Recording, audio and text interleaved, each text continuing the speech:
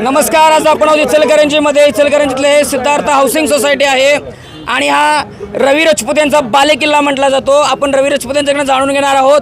Sir, तुम्ही तुमच्या बालेकिल्ल्यामध्ये आहात आणि बालेकिल्ल्यामध्ये अक्षरशः तुम्हाला कार्यकर्त्यांना सांगावं लागतं की थोडे मागे थांबा, उरलेले कार्यकर्ते पुढे या.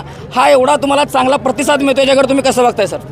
बघा, खरं वास्तविक 2011 पासून मी ह्या 4 भाग जे आहेत, मग त्या ठिकाणी अशोकनगर असेल, मुक्सैनिक सोसायटी असेल, भाग्यश्री कॉलनी असेल, कामगार चाळ, Siddharth housing society, Mahatma Gandhi housing society, हे पाटीलवाडा, इंडस्ट्री इस्टेट, रेणुकानगर झोपडपट्टी, धारवड झोपडपट्टी, नमाजी माळी, ही झोपडपट्टीची कामं, ह्या सगळ्या लोकांची कामं आम्ही गेली 25 वर्ष या ठिकाणी करतो आहे.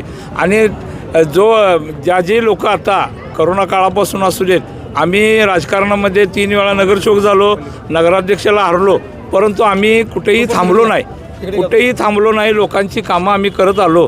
त्या कामामुळंच आज हा जो काय उत्साह दिसतोय, ते आम्ही जे नगरसेवकांना अपेक्षित आहे, रस्ते, गटरी, लाईट, पाणी, याच्या पुढंसुद्धा आम्ही सगळी कामं या लोकांच्या घरापर्यंत पोचल्यामुळं आम्ही ह्या भागामध्ये असं वरवरलं प्रेम नाही आहे, हे हार्टली प्रेम आहे, मनापासून प्रेम करणारी ही माणसं आहेत.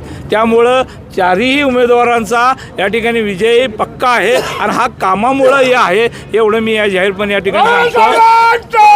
मी सर्व अनेकदा तुमच्या माध्यमातून, तुमच्या चॅनलच्या माध्यमातून लोकांना भागातले आवाहन करतो की आम्ही मध्ये मी रवीसाहेब राजपुते, मध्ये आमच्या वहिनी सौ विद्या मनोज साळुंके, मध्ये आमच्या भाभी सौ नूतन दिलीप मुता आणि मध्ये आमचे नेते तानाजी बाळू पवार. ही 4 आम्ही उमेदवार, 3 कमळ आणि 1 धनुष्यबाण या चिन्हावर उभारलो आहे. त्या 4ही उमेदवारांना भरघोस अशा मताने निवडून द्या, असं मी सर्वांना या ठिकाणी आवाहन करतो. नक्कीच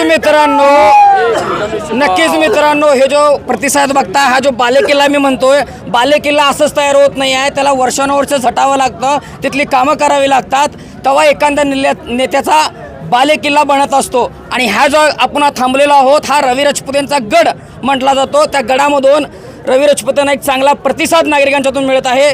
बघूया मतपेटीतून येत्या काळामध्ये मतदार यांना किती कौल देतात. इचलकरंजीहून प्रवीण अंडे, पाहत रहा वायरलेस मराठी. धन्यवाद.